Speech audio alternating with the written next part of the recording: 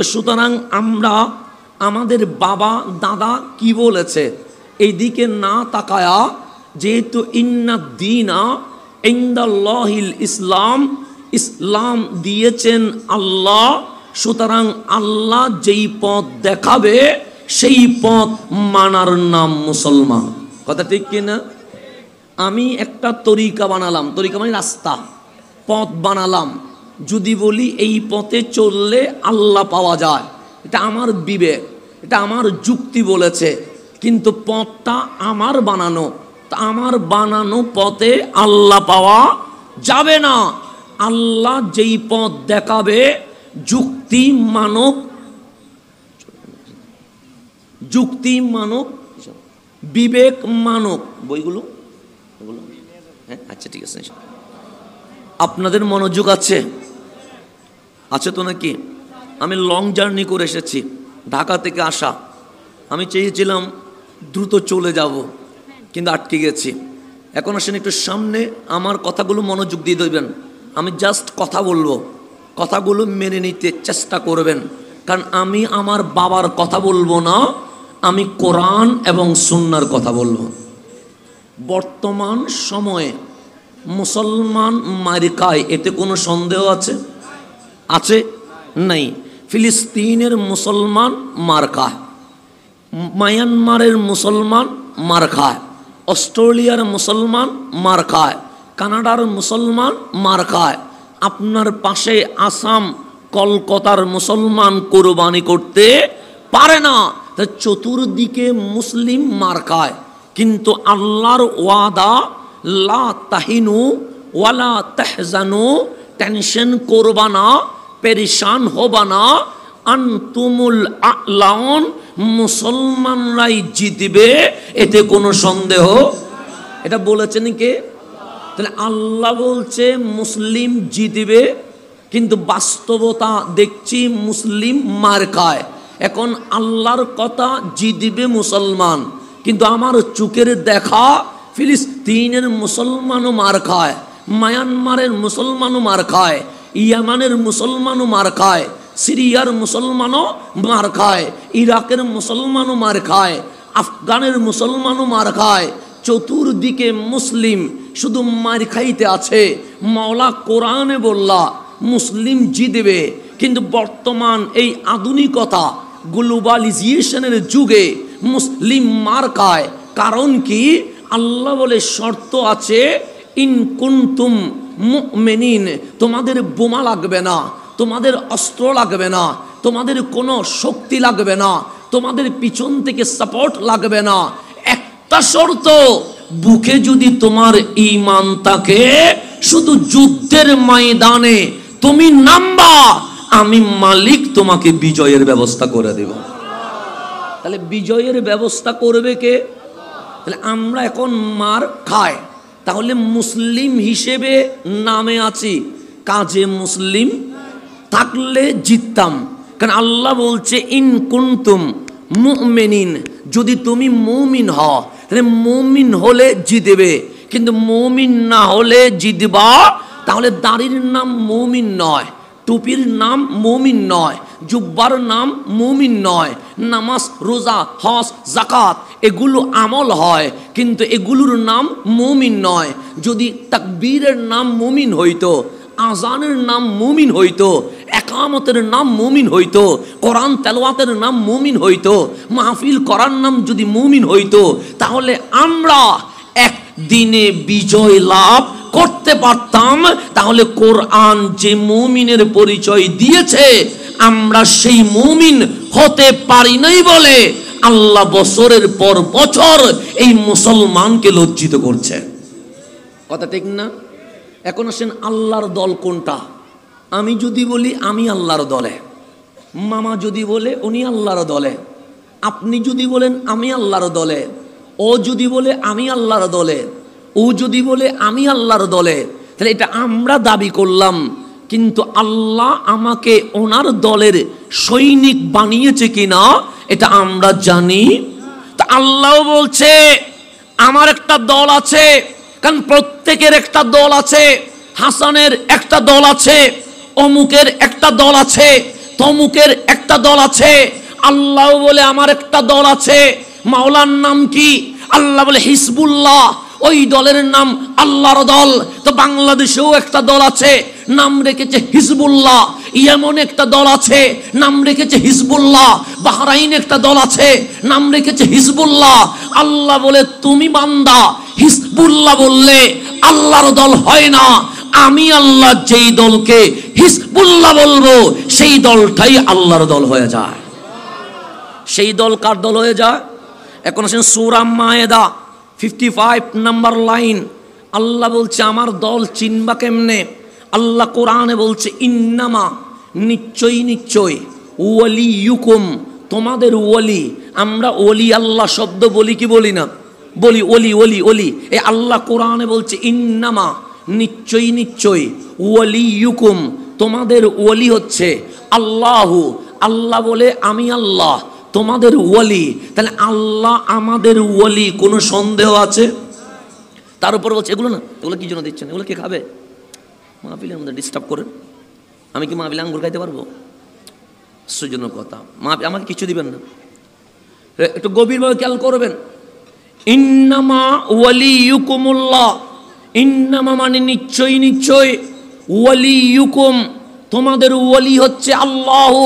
আল্লাহ আল্লাহ ডাক দিয়ে বলছে বান্দা আমি আল্লাহ তোমাদের ওলি হয়ে গেছে। আমার বিষয় ওলি আল্লাহ। তা আল্লাহ বলছে আল্লাহ আমাদের ওলি। শুধু আল্লাহ নয়, ওয়া রাসূলুহু, আমার রসুল তোমাদের ওলি। তারপর বলছে ওয়াল্লাযিনা আমানু, যারা মুমিন তারা তোমাদের ওলি। তো আমিও তো মুমিন, আপনিও তো মুমিন। আল্লাহ বলে ওই মুমিন নয়, আল্লাযিনা ইউকিমুনাস সালাহ, যারা নামাজ আদায় করে, ওয়া ইউতুনাজ যাকাহ, এবং যাকাত আদায় করে, ওয়া হুম রাকিউন, শুধু নামাজ পড়ার নাম ওলি নয়, যাকাত দেওয়ার নাম ওলি নয়, ওয়া হুম রাকিউন, যারা 24 ঘন্টা দিন ও রাত সর্বাবস্থায় রুকুতে থাকে, মাওলার জিকিরে ব্যস্ত থাকে। তাহলে আমরা বুঝে গেলাম কাপড় কোলার নাম ওলি নয়, লুঙ্গি ফেলে দেওয়ার নাম ওলি নয়, চুলে জট বাঁধার নাম ওলি নয়, নামাজ না পড়ার নাম ওলি নয়, শীতকালে ডুব দেওয়ার নাম ওলি নয়, গরমকালে কম্বল পরার নাম ওলি নয়। আল্লাহর ইবাদতে মশগুল থাকার নাম আল্লাহর ওলি। কথা ঠিক কিনা? বাংলাদেশে কাপড় খুলতে পারলে ওলি হয়, লুঙ্গি খুলতে পারলে তার বড় ওলি হয়ে যায়। যত ল্যান্ডা হইতে পারে তত বড় কি হয়ে যায়। এটা হচ্ছে বাংলাদেশে। আমাদের বাংলাদেশে অনেক ভণ্ডামি আছে, এগুলো বলতে হবে। জট বাঁকলে ওলি হয়, গোসল না করলে ওলি হয়, 5 ওয়াক্ত নামাজের দরকার নাই বললে ওলি হয়। এটার নাম ওলি নয়, এটার নাম শয়তান হয়। এটার নাম কি হয়?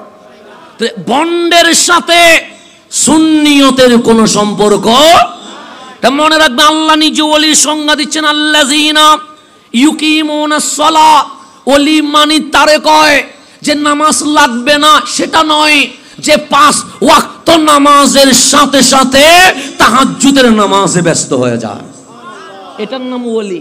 ওয়া ইউকিমুনাস সালাহ ওয়া ইউতুনাজ যাকাত, শুধু টাকা নেওয়াকে ওলি বলে না, প্রয়োজনে খরচ করাকে ওলি বলে। ওয়া হুম রাকিউন, তারা দুনিয়া লোভী নয়, তারা মাওলার প্রেমে নিজেকে নিয়োজিত করে দিয়েছেন। তাহলে ওলি কয় প্রকার? এটা কথা বলবেন, ওলি কয় প্রকার? কারণ রাত 12টা বেজে গেছে, আপনার কথা না বললে আমি মাহফিল করতে পারবো না। তাহলে ওলি কয় প্রকার?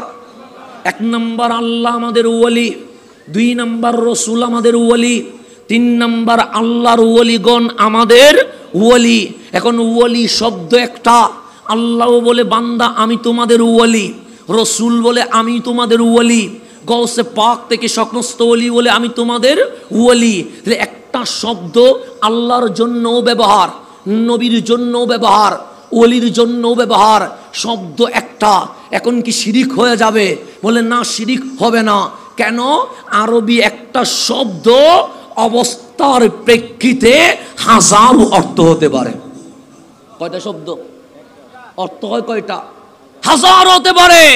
যেমন নামাজের আরবি সালাত, দরুদের আরবি সালাত, ইস্তেগফারের আরবি সালাত, দুয়ার আরবি সালাত, এরকম 82টা অর্থ একটা শব্দের মাঝে আছে, এটার নাম সালাত। সেই জন্য আল্লাহ যখন ওলি হয় অর্থ হবে আল্লাহ মালিক, নবী যখন ওলি হয় তখন অর্থ হবে কান্ডারি, ওলি যখন ওলি হয় তখন হয়ে যাবে মুরিদের জন্য হাদি, পথ প্রদর্শক। এটা হচ্ছে ওলি। এখন আসেন আল্লাহর দল কারে কয়? তা আল্লাহ কোরআনে বলছে মাইয়াতাওয়াল্লাল্লাহ, যে ব্যক্তি আল্লাহকে ওলি হিসেবে গ্রহণ করেছে, ওয়া রাসূলাহু, এবং আল্লাহর রসুলকে ওলি হিসেবে গ্রহণ করেছে, ওয়াল্লাযীনা আমানু, এবং যারা মুমিন আল্লাহর প্রিয় বান্দা ওনাদেরকে ওলি হিসেবে গ্রহণ করেছে। তাহলে আমরা আহলে সুন্নাত ওয়াল জামাত বলেছি নারায়ে তাকবীর, আল্লাহকে ওলি হিসেবে গ্রহণ করেছি। বললাম নারায়ে রিসালাত, নবীকে ওলি হিসেবে গ্রহণ করেছি। বললাম নারায়ে গাউসিয়া, আল্লাহর প্রিয় বান্দা আল্লাহর ওলিকে আমরা ওলি হিসেবে গ্রহণ করেছি। তা আল্লাহ কোরআনে বলছে মাইয়াতাওয়াল্লাল্লাহ, যে আল্লাহকে ওলি হিসেবে গ্রহণ করেছে, ওয়া রাসূলাহু, এবং রসুলকে ওলি হিসেবে গ্রহণ করেছে, ওয়াল্লাযীনা আমানু, এবং আল্লাহর প্রিয় বান্দাকে ওলি হিসেবে গ্রহণ করেছে। ফা ইন্না হিজবাল্লাহ, আল্লাহ বলে যেখানে যাদের দলে আল্লাহ আছে, যাদের দলে নবী আছে, যাদের দলে আল্লাহর ওলি আছে, ফা ইন্না হিজবাল্লাহ, দুনিয়াতে আল্লাহর দল একটা, যেই দলে আল্লাহ আছে, নবী আছে, ওলি আছে, সেটাই আল্লাহর দল হয়ে গেছে। এটাকে আমি বলেছি? বলেছেন কে? আল্লাহ বলছেন ফা ইন্না হিজবাল্লাহ, নিশ্চয়ই এটাই আল্লাহর দল। তাহলে আপনি যদি নিজে আল্লাহর দল বানান এটা আল্লাহর দল হবে না, আমি যদি আল্লাহর দল বানাই এটা আল্লাহর দল হবে না।